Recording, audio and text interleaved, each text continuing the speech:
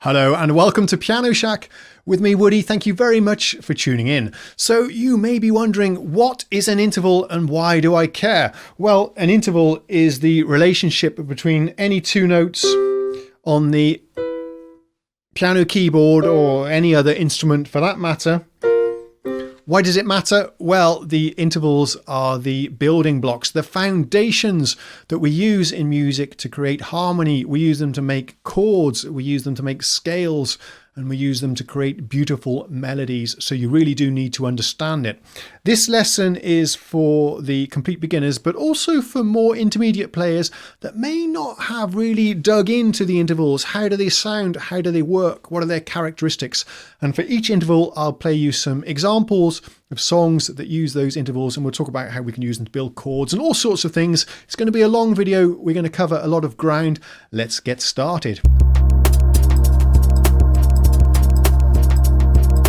As a musician then, it's super important to be able to understand, recognize and hear all of the musical intervals, because the better you can do that, the better you'll be able to hear a melody in your head and be able to immediately play it on your instrument. And that's a magical feeling. It really is when you're able to play by ear. But everything comes down to understanding the intervals. So let's get started with the very first one. This is the smallest interval that I can play on the piano. So for these examples, I'll be playing you two notes on the piano keyboard, and then we'll be talking about the distance between them, the interval, the number of notes in between the two notes. And for most of the examples, I think I'll be using C on the left. If you're really new to the piano and don't know your way around, just look for two black notes somewhere in the middle of the piano keyboard, and then just go down to the nearest white note. That is C, and if you're in the middle of the piano keyboard, that is middle C. And then what I'll do with my right hand, I'll play some other notes, and then we'll talk about the interval, the gap between these two notes and the characteristics, how they sound, and we'll play some melodies that use these intervals to help you to recognize them. And I can see, looking into this mirror right here, I do need to give this a bit of a clean. So I'll do this as soon as we've stopped talking about this first interval, which is the smallest interval you can play, and it is the semitone. It's got a few different names. We'll come to that in a second. But the smallest interval you can play from the C, we'll go upwards here, is that interval. There's nothing in between these two notes. That's the smallest one you can play. If I was to go down from the C, that's also a semitone. And I want you to understand that it's the same interval, the same relationship, no matter which note I start with here on the piano keyboard. If I start on the G here, that's also a semitone. It's the same thing. We can take any two notes here, wherever we like. As long as the distance between them is the same, it's a relative distance, it's the same interval, okay? So that's called a semitone. That's what I call it. It's got a few other names. You can also call it a half tone. A semitone and a half tone are the same thing. Semi-circle. Semi means a half, yeah? So, where were we? That's a semitone. If you're wondering what a tone is, we're getting ahead of ourselves here. That would be there, okay? A semitone divides this tone into two. And this is also called a minor second. Minor also means to lower something. This note here is the second note in the C major scale. If you play all the white notes going up, that is the C major scale. This is the second note in the scale. That's called the second. It's called the major second actually, but we're getting ahead of ourselves. This one, it's called the minor second. So we can call this one the minor second. It's the lowered second, or we can call it the semitone or the half tone. How does it sound? Well, you've already heard. This one sounds pretty nasty, yeah? It's one of the most, if not the most, dissonant interval you can play on any instrument, really. I can give you some demonstrations of that. If we think about the very famous Psycho soundtrack, the shower scene where the poor lady is getting murdered, and that has a string stabbing sound that goes something like this. There's your semitone. Okay, I've gone down another semitone there. I think the actual soundtrack goes something like that, but that's the sound of the semitone. But it's also quite beautiful. It's not just a clashing sound, a dissonant sound it's called, that you're hearing here with a lot of tension. That's why it was so good in Psycho, because of the tension. Let me give you one more example of that. I just thought of another one, which is Jaws, the movie theme Jaws, which I'm going to play down the bottom here. I'm sure many of you have done this as a kid. If you're of my age, this is one of the first things you can play on a piano keyboard. So that is also the interval of a semitone, but just played down in the bass.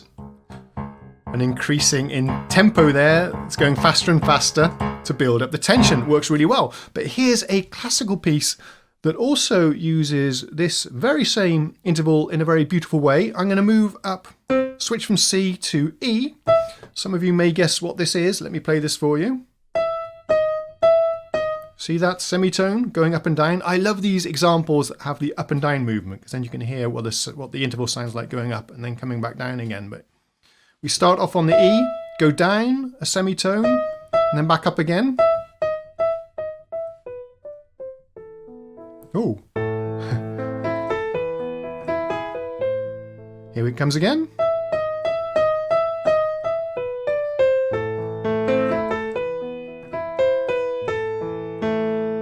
Okay, that is your semitone. I'm now going to clean my mirror for you, and I see even this keyboard is a bit dusty.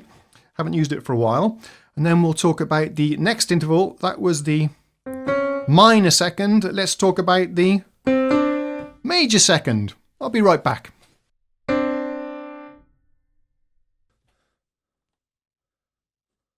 Okay, that's better. Thank you very much to Cuckoo, who gave me the idea to use a mirror here. It's a lot easier than setting up a second camera. I don't think my computer can handle two webcams at the same time. I've got one pointing down here, but if I had another one feeding into my screen capture software, I think it would kill the computer. Right, where were we? Now, we just did the semitone, and that's also important because semitones are often used to count up. You might say the go up 3 semitones or something like that. So semitone, very good one to learn. We're going to talk about the tone now, or the major second, which is this interval there. This is the second step of the major scale. And this one sounds a lot nicer than the semitone that we just listened to. This one does sound relatively pleasant in comparison. So this is called the major second, as compared to the minor second, or it's commonly known as a tone as well. What songs use this one that we can think of? There's a very well-known song that uses this interval in the melody. Maybe you can hear it. You know where I'm going with this? We can play Name That Tune. If I play it in the right key, in the key of F.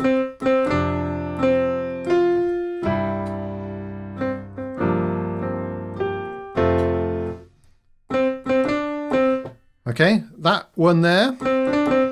If you want to imagine the sound of the major second, just hum in your mind the first few notes of Happy Birthday. And I like this example because it goes up and then back down again. Are there any other songs that use... It's Trumpton, an old kids show. What else comes to mind?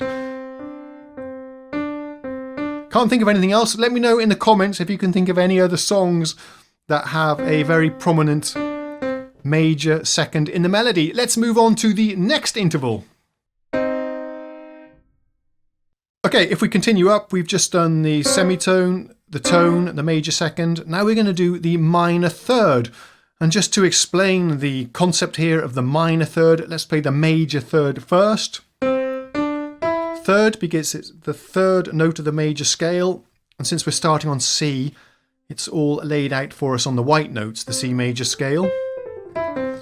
So we're going to do the major third, but now we're going to back down to the minor third, which just means to lower the third by one semitone. See how we're using this term semitone here to explain what we're doing. So the way I find the minor third is to find the major third and then go down. So this is the interval of a minor third, and you'll immediately be able to hear that this one's got a sad sound. And let me play this one in a few other places on the keyboard just so you really understand that the concept of the interval is the relative distance between two notes. So this is also a minor third. Now with F on the bottom, that's also a minor third.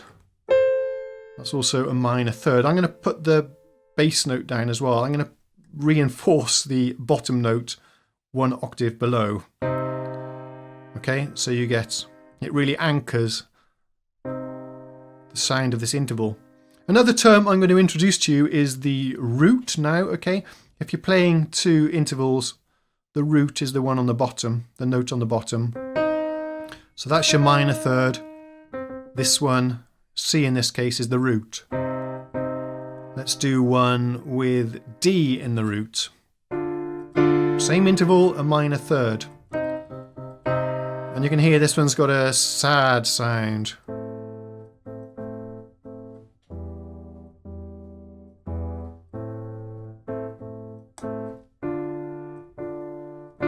Let's see if I can think of a song. Now there's one song that if you watch my channel, I've done a performance of. Let's go back to C. You might be able to hear this already. Do you know where I'm going to go with this? Okay, yes, Axel F starts with, the melody starts with a minor third. Let's play it for you. It goes something like this.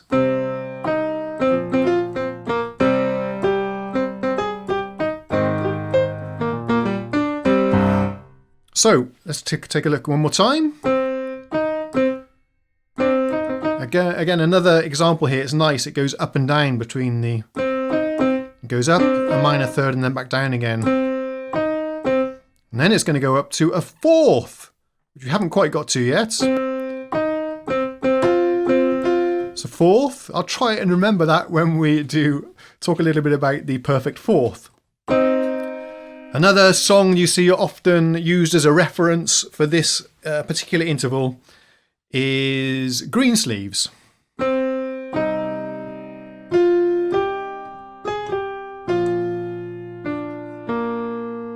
Okay, let's just concentrate on the first note.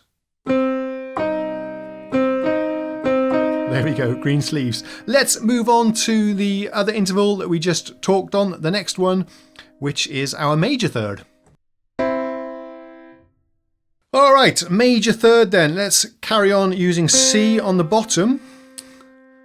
Major third is then the third note in the C major scale. Let's just count up. 1, 2, 3. Okay, so there's your minor third. There's your major third, and you can immediately hear this has a happy, joyous, very satisfying sound compared with the rather somber, melancholy and sad sound of the minor third. These two are so important in popular music. They define if it's a sad song or a happy song. So this interval is a super important interval to focus on when you're learning your music theory and learning chords and melodies on the piano. This one here is, I don't think there's a more important interval actually in Western music, so be very familiar with these. And as I mentioned before, this one's fairly easy to find. The intervals that are close together are very easy to pick out on the piano, I think you'll agree. Just study them. You can see this Actually, there's 3 semitones in between, or you can count up 4 semitones. 1, 2, well, 1, 2, 3, 4, 5, like that. It doesn't matter really right now. We're going to get onto scales a little bit later. But for now, just learn to recognize that and then try and play the same interval in various other places on the piano keyboard. Sometimes you'll need to play a black key in the right note with your right hand. And right now, just to make it a bit clear on the piano keyboard on the screen, I'm using 2 hands here. But normally you'd play these with 1 hand. It's just a little bit clearer on the screen, I think, if I use 2. So there is your major third. Let's see if we can think of a song that uses this one. I've got a couple of notes here. Let's have a look. So yeah, this is a very famous song that I'm sure you all know that starts with the major third, is this one.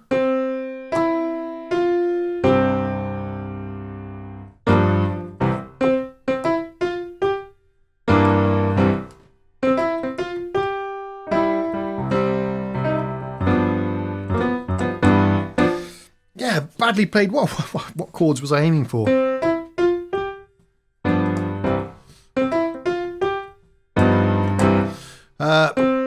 Yeah, the very first 2 notes of Oh When the Saints is a major third. I had one more here. I'm going to play for you. I'm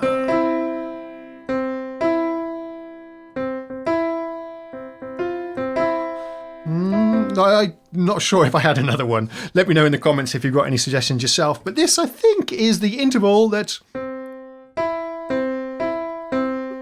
your Nina ambulance sound. Maybe another one of the very first songs you played on the piano. I don't know. Let's move on to the next interval.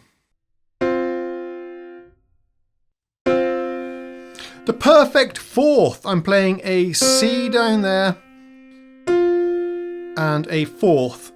This is, strictly speaking, in music terminology called the perfect fourth, okay? I'm not quite sure why, to be honest, but everybody just calls it a fourth. I've never heard anybody in a band situation or musicians communicating with each other that call this a perfect fourth. It's just a fourth. That interval is a fourth. It's the 4th note in the major scale.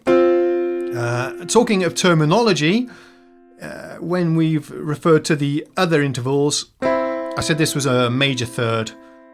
Most people just call it a third, okay? This one would be called a minor third, but if you just say by default a third, by default that is a major. Same thing for the second. You just say a second. You don't say a major second. If you don't specify major or minor, it's major.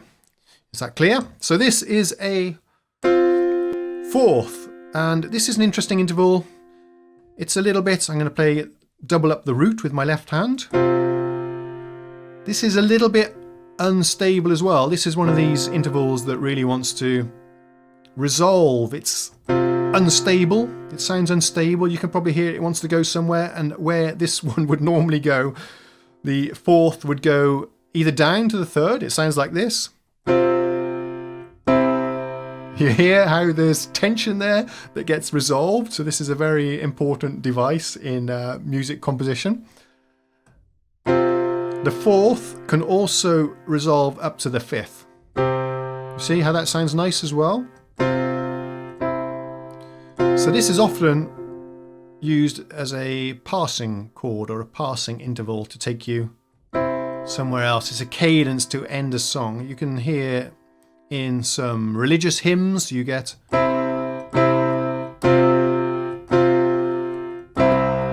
kind of thing. You go up to the 4th and then go back down. It's your amen kind of voicing, I suppose. Now, can we think of any songs that use this one? Well, we've been talking about religious songs.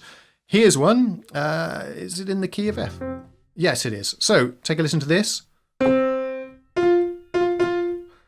Yeah?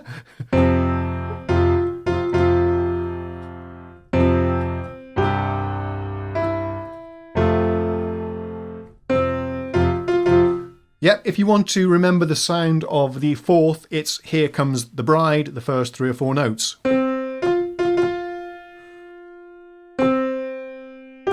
And then it's going to jump up to another interval that we haven't done yet, the fifth. But before we get there, let's talk about a very, very interesting interval now that's called many different names as well. Let's get to that now.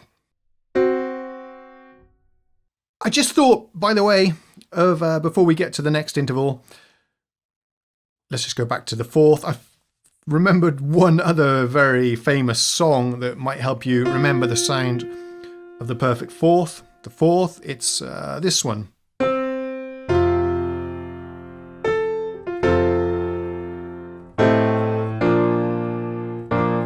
Yeah, Amazing Grace. The first two notes, also one of the most well-known songs in the whole world, starts with a fourth. Let's move on to the next one, which is, if we carry on up here, you see we're just going up every note here, then we get to this one. Take a listen to this.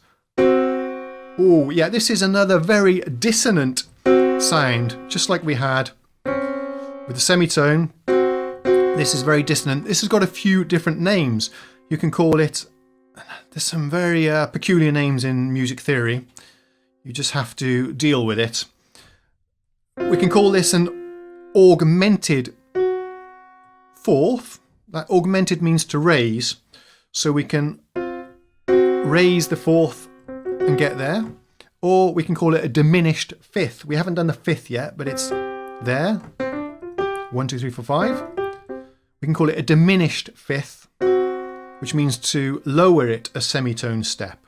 So it's an augmented fourth or a diminished fifth. I apologise for these crazy terms, but another way you can say it is a tritone. This is often called a tritone. What does that mean? Tri, three, as in triangle, three tones. Let's see if that is the case. We already know that's a tone. If we do another tone, there's another one for you. See that? 3 tones to get there.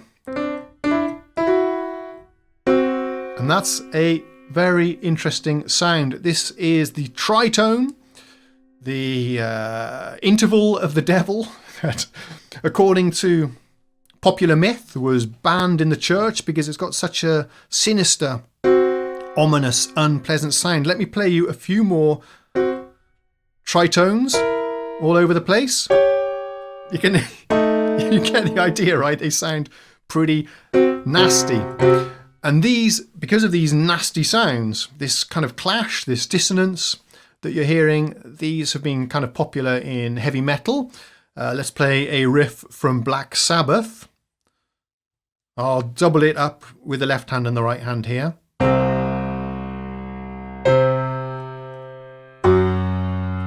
You might recognize that. There's your tritone. This is also a tritone. Okay, one other little fun fact about the tritone is that it divides the octave into 2. We haven't done the octave yet, but basically as we go up the piano keyboard, the C note will be repeated up here, actually. You can see the pattern of black notes, white notes just repeats. This is a C, this is a C, but the tritone, which we had here, divides an octave into 2, exactly into 2. So this is a tritone. This is also a tritone. If you don't believe me, there's 1 tone, 2 tones, 3 tones. So that's a tritone. This is a tritone. So this melody that Black Sabbath wrote in the 70s jumps up an octave and then down to there. So that's an example I thought of from heavy metal. You probably recognise that riff. But this interval is super important for blues and jazz, even though it's got a very dissonant sound. We're getting way ahead of ourselves here. Let's take the key of C and play this tritone. The bottom note here in this tritone here is the 3rd in the key of C, yeah. This one is a minor 7th, but this gap there is a tritone. And that is the sound of blues and a lot of jazz as well. Let me demonstrate that for you. I'll play a tritone blues for you. Here we go. Another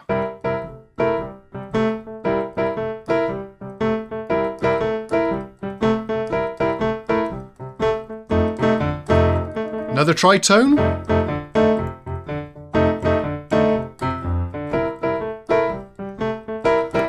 Tritone. Tritone.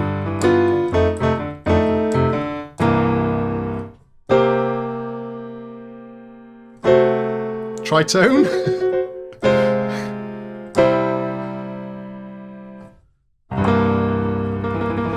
Tritone. So yeah, the tritone sounds nasty, but at the same time, it's absolutely wonderful, and it's the foundation for getting a blues sound. Let's move on to the next interval, perhaps another one of the very most important intervals. If you can rank intervals, I'm not sure if that's valid, but it's certainly one that you definitely need to know. Even as a beginner, this is one of the most foundational intervals on the piano or any instrument. Oh, before we leave this interval, I just wanted to perhaps show you some other songs that have melody lines with the tritone, but I think they are quite few and far between. Maybe if you have any suggestions, let me know in the comments, and perhaps we can do a follow-up video. But one that I saw online that was noted as being a sort of reference sound was the Simpsons theme tune.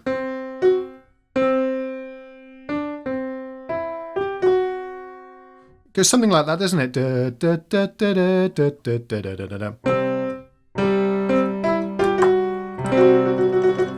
And the tritone is in there. I don't know the exact notes. I haven't watched the show for a long time. Don't quite remember the melody, but certainly got that kind of movement going on, hasn't it? With that funky tritone. Yeah, it's a kind of funky sound, isn't it? Anyway, right, this interval now, we have reached the fifth. Correctly called the perfect fifth, but no one ever says that. Everyone just says a fifth. 1, 2, 3, 4, 5. We've got here now. This one is quite a plain sounding interval, a bit ambiguous. You can't really hear. Let's play a few more. Same interval. Sounds ambiguous. It's neither happy or sad. That's because we're not playing the third, the major third or the minor third. If I add that here, that's happy, sad, happy, sad. So the fifth by itself is quite ambiguous. And this is a super important interval in rock music. Let's play Smoke on the Water.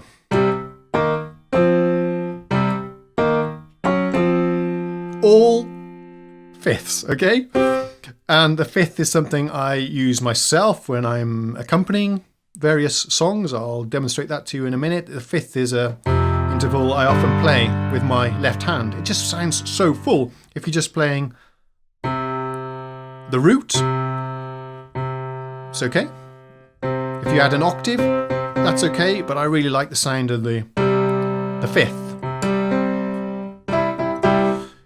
It's also the foundation of many boogie-woogie piano lines. Let's do... Well, you saw it earlier. I was doing that's a fifth. It's just a really good driving sound, and it's used a lot in rock. That's your power chord, by the way, on electric guitar.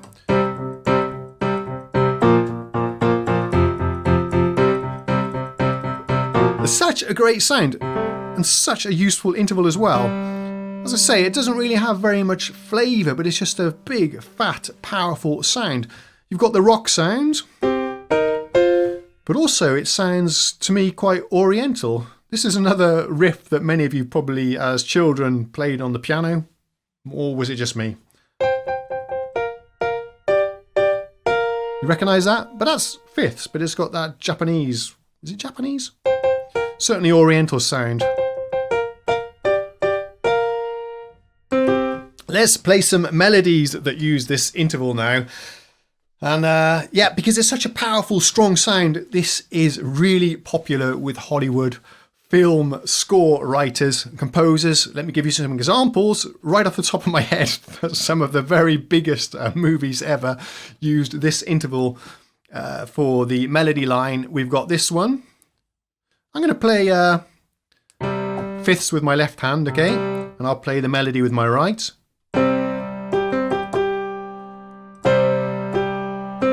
All right, you recognize that, I hope. Superman. There we go.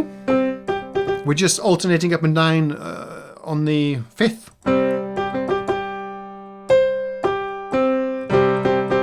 Okay, another one, Star Wars.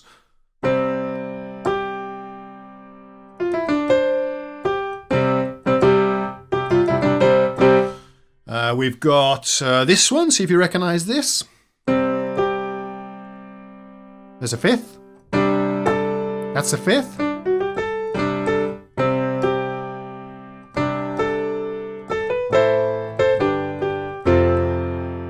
Maybe some of you recognize that. I love this soundtrack, by the way. This is Jurassic Park. But using 2 fifths, we've got one interval there. Then we're going to go up a whole step, 2 semitones.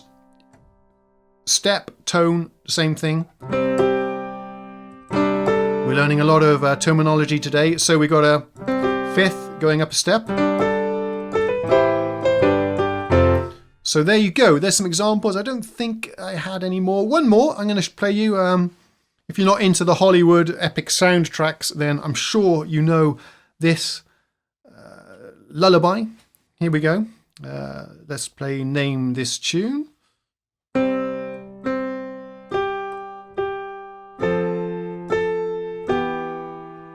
Interesting harmonies.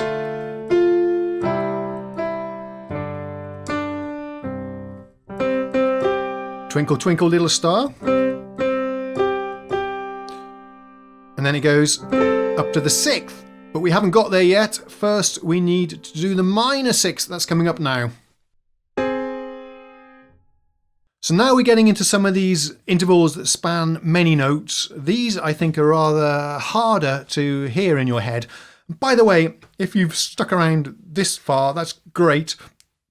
I'm going to tell you at the end where you can go to my website and download some audio quizzes. I've prepared some MP3 files you can download where you can do some ear training and try and identify and sing some of these intervals yourself. I'll give you a little demo towards the end of the video. But it's going to be more and more difficult. These ones, I think, are fairly easy to identify by ear. But when we start getting up here, these intervals are much more harder to hear and harder to find very quickly on the piano keyboard as well. So just a word of warning there. I don't want you to get discouraged, but it does start getting a bit tricky as we get above the 5th, I think. So this would be the 6th. 1, 2, 3, 4, 5, 6. The major 6th. This one's called the minor 6th. Struggling to think of any melodies that use this particular interval. It's one of the least common intervals, I'd say, used in Western music harmony.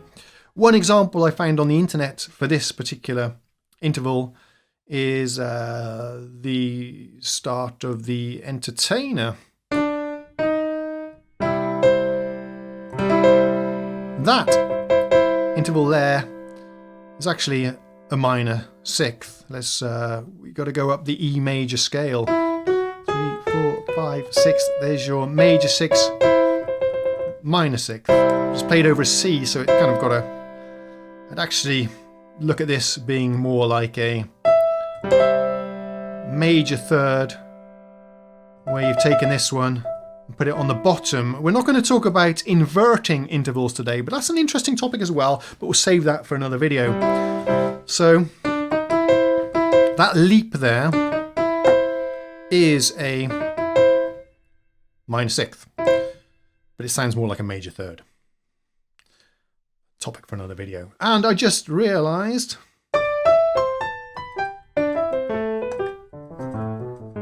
if you want another example of the major 2nd, there you have it, the introduction to the Entertainer.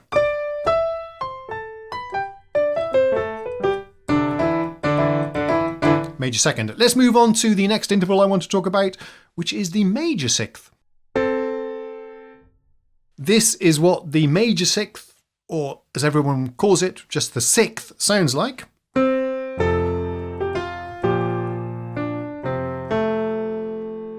That's right, that leap at the start of My Bonnie Lies Over the Ocean. Quite beautiful sound, actually. That's your major sixth. I didn't really have very much else to say about this one right now. It's a beautiful sounding interval and yeah, for sure, used a lot. But as a beginner, we're not going to be focusing too much on that one, at least not today. Anyway, let's move on to the next one. Okay, the next one, and we're almost done by the way, is the minor seventh, or 5, 6, 7. There's your major seventh, there's your minor seventh, and then we got to the octave, we're done. Everything just repeats itself after that. So let's talk a little bit about this very interesting sound here. This interval, the minor seventh, is used to make a major chord, or a minor chord actually, sound a bit more jazzy and bluesy. Let me demonstrate that for you. If I just play the root, the third and the fifth, we know this now. And add this minor seventh, you'll hear you get a more bluesy, jazzy sound. Let me do that for you.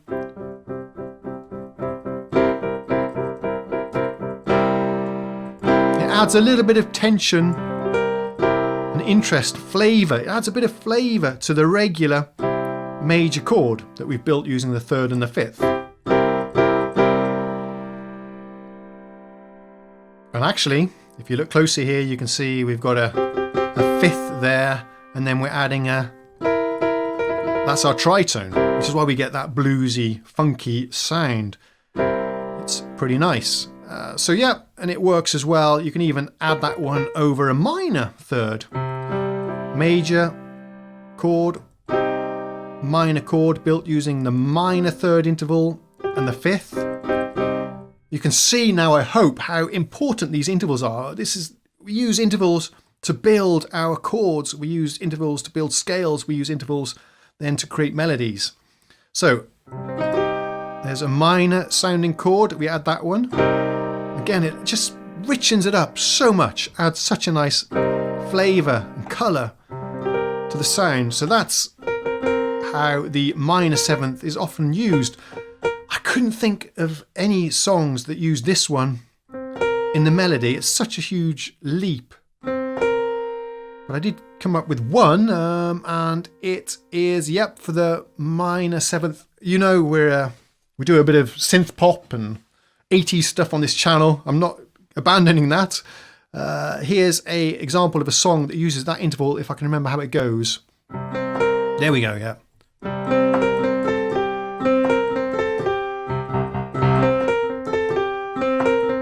You see the jump? Maybe some of you recognise this song. So we're jumping up. This is good. We can practice a few intervals here. We'll have a recap. Minor seventh, sixth, fifth. You see?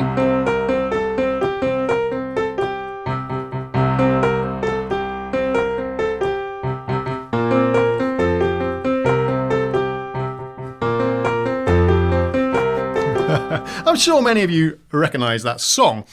Okay, that was what I had to say on the minor seventh. We've just got a couple more to go now. Let's move on to the major seventh. This is the sound of the major seventh. And to my ears, that one doesn't sound all that pleasant. Can you see why? It's actually because we've got that semitone sound again. If I was to move this C up to here, you see it's a semitone. So basically it's just a semitone interval. You're hearing the B clashing with each other there. But you might be surprised to know that this is actually one of the most beautiful ways to voice a a major chord, if we just play a C major with a major third, perfect fifth, and in the bass I'm playing the root and the fifth. Let's add that one that sounded previously very dissonant and see how it sounds now. Sounds pretty nice, yeah? I can play it down here. And you hear this major seventh sound a lot in popular music, EDM, all sorts of stuff. Let's play something which has a... Let's do something in F, where we'll add this major seventh and an easy... By the way, guys, it's going to be a bit of a struggle to find these intervals. For example, let's go back to C. Counting up is a little bit tedious right now. The way I find these upper intervals, at least when I'm beginning, when you get more experience, you never really need to think about it anymore. But in the beginning, it can be quite a challenge to find them. I get that. So what I tend to do actually is count down from the same note an octave above. So there's my C, which is the bottom note. To find a major seven, for example, I just think there's the C, octave above, go down. There you go. That's a lot easier than counting up. The same thing for the minor seventh and the sixth. It's sometimes easy to count down from the C an octave above, or the root note an octave above, because we're not always going to be playing the key of C either. Remember that. I'm playing demonstrations here using C as the root note, but it can be anywhere on the piano keyboard. So maybe easier to count down from the octave above than counting up. Where were we? Here's an example of a song which uses the major seventh to give it a bit of flavour. Major seventh, fantastic sounding chord. Throw it in on your synth pads or on your pop piano accompaniments and it makes it sound so much richer and smoother, more sophisticated. Listen to this.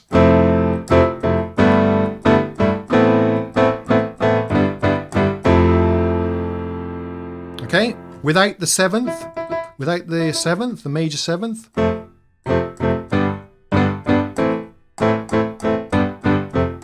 That's okay, but it sounds... And I'm keeping that E on the top.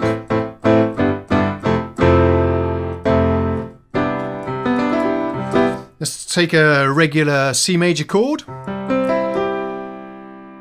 Instead of playing the C, I'm going to play the major seventh. Because we got the C down in the bass. You see how much nicer that sounds? Boring. Sophisticated. We can even throw in a second.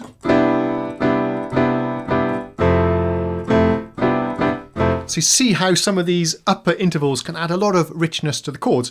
There was one song I thought of, again we're sticking with the 80s theme, that has this leap. A huge leap in the melody, so this is going to be pretty hard for the singer to achieve, jumping up that amount of notes. And this was a very good singer called Morton Harkett. This is the melody that has that leap.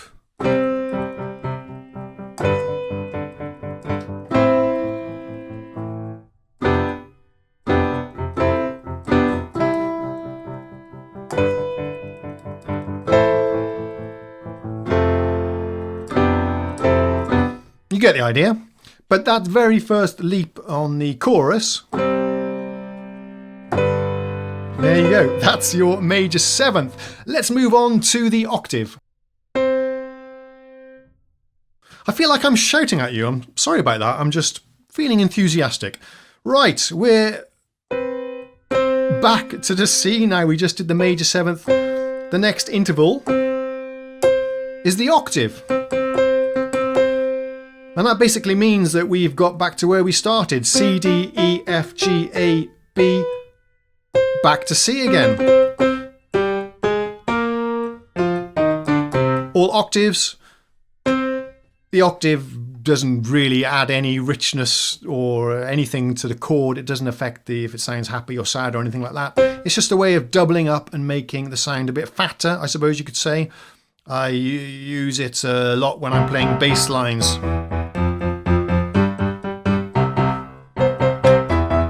instead of just playing, fattens it up a lot, or you can do tricks like that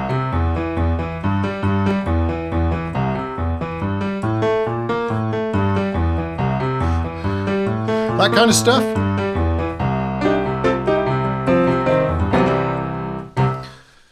So yeah, that's it really. And then we start all over again with the intervals. They are, if you carry on going up, we jazzers and blues players sometimes call them 9th, 13th, 16th, but let's not go there right now. It doesn't matter. I want you to understand these intervals and get them into your brain and practice them and know how to hear them. Let's talk a little bit about how to practice and how to learn these intervals, because it's not enough just to listen to me blabbing on for an hour about them. You need to practice them yourselves and get to know them. These are your best friends on the piano, keyboard, or the guitar, or whatever instrument you're playing. Right, I would suggest if you're a complete beginner, then start off by learning the sound of the 5th and the 3rd. And once you have the 3rd, you can very easily find the minor 3rd. And you need to be able to do that anywhere.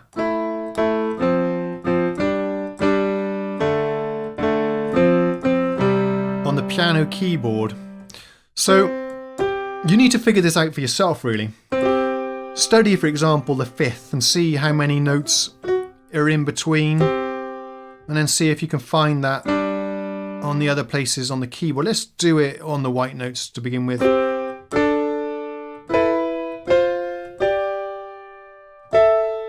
Be a bit careful here, because that's actually there. You can see that interval there if we shift it down a semitone. So I would suggest just experimenting a little bit here now by yourself. Reinforce the root with your left hand so that you're activating both hands.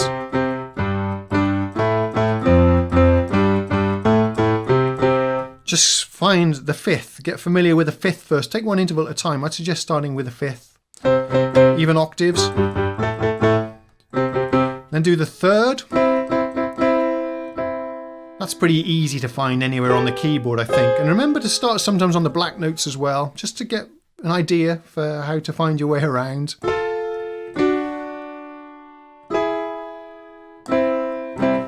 That's one thing you can do. Another thing I'd like you to do, actually before we get to that, I mean, we're going to reinforce these ideas in later lessons. I know it's going to be a bit difficult for you to jump around on the piano keyboard right now and find these, but in later lessons I'm going to show you how to play scales, chords and arpeggios. And once you've got those under your fingers, I promise you'll be able to find these intervals very, very quickly, and you won't be struggling and counting notes anymore. But Rome wasn't built in a day. You've got to learn to crawl before you can walk, before you can run. So we've got a lot of ground to cover before we get there, and this is going to take time. But I hope you find it interesting with our little exploration of the intervals. Even if you were a more advanced player, there might be some concepts there that you hadn't really considered before. So I hope you got something out of it. Now, another way you can practice these that I touched on earlier was that I've prepared over on my website an MP3 file which you can download. I've given you some ear training tests. And you can have a go at this, even if you're an experienced player, to see how good you are, see what kind of score you can get. Let me know in the comments. I'll give you 10 different questions of 2 types. Okay, so the first type, I'm going to play you an interval. Let's cover up my hand right now. You can do it online if you like. I'll give you an interval, and I want you to tell me what interval that is. And we'll do 10 of these. And I'll be starting on different places on the piano keyboard, doing different intervals.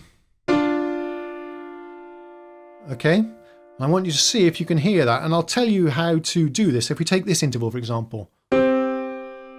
Okay, hopefully you can hear I'm playing 2 notes at once. Can you hear there's a la, and there's a la, la, la. Okay, so on the MP3, I'll play you first the two notes together, see if you can get it, and then I'll separate them so you can clearly hear the two notes. And then what you need to do is, starting from the bottom note, just sing the major scale in your head or out loud. La la la la la, and count la la la la la. Then you know it's the fifth, yeah? I'll give you another example. Hopefully you can hear. There's a la la la. I'm not a great singer, but it doesn't matter. Hum.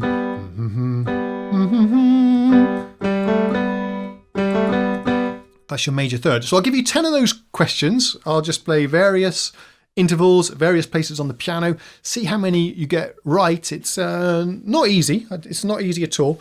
And this is part of the... I'm classically trained. When I was a kid, I did my classical piano grades in the UK. And these are the kind of tests that you had to do with the examiner to pass your various grades. He'd sit at the piano, say, what is the interval between those two notes? You have to hear it, sing it to yourself in your mind, and then say that's a sixth. Okay? That's one aspect. Another thing I'd like you to do, and I'm going to have 10 questions for this also on the MP3, is I'm going to play you a note. For example, this one here. I'm not going to tell you what it is. It doesn't matter because the intervals are relative. Yeah, I'm going to play a note for you that you can listen to, and then I'll say to you, I want you to sing the third of that one. And how do you do that? Well, again, you have to... Everybody knows the sound of the major scale, so that's what you're going to need to do here. La, la, la, la, la. That's the major third. Okay, so this is also quite challenging. I'll give you 10 of these questions. I'll ask you to sing a fifth, a fourth, minor third. How do you do that one, for example? Sorry, I should just give you the answer. Well, that was a major third. Let's do it here. Give me the minor third of that. The way I would do this is to do the major first and then go down. La, la, la, la, la. There it is. But it's not going to be easy, but have a go. It's a bit of fun. I'll give you 10 questions where you have to name the interval. I'll give you 10 questions where you have to sing the interval. Obviously, I can't mark you, but keep track of how many you get right. Perhaps let me know in the comments. You can go over to my website, which is woodypianoshack.com. Download that MP3 quiz completely free of charge. Check out some of the other stuff I've got going on there as well. And that ends our exploration of the intervals. It's been a long one. We've covered a lot of ground, but I really wanted to take my time on this. Let's not rush through this topic. This is the foundation of everything within music harmony. So you don't want to rush over this stuff. Anyway, let's go and close out the video. Okay, we made it. Let me know in the comments if you made it to the end. This was a long one, but I didn't really want to cut any corners. Why rush? This is the most important music harmony concept that you need to understand if you're picking up the piano or any other instrument. I hope you enjoyed it, found it somewhat entertaining and informative, and got some value from it. If you do want to give something back in this festive season and time of giving, then head over to my website, woodypianoshack.com, which is where you can find information about how to support me if that's something you want to do. That would be really cool. Thanks very much in advance. Also on my website, you'll find the downloads and the sheet music for all of my piano and music theory lessons. Thanks ever so much for watching. I'll see you again next time. Have a good one. Cheerio.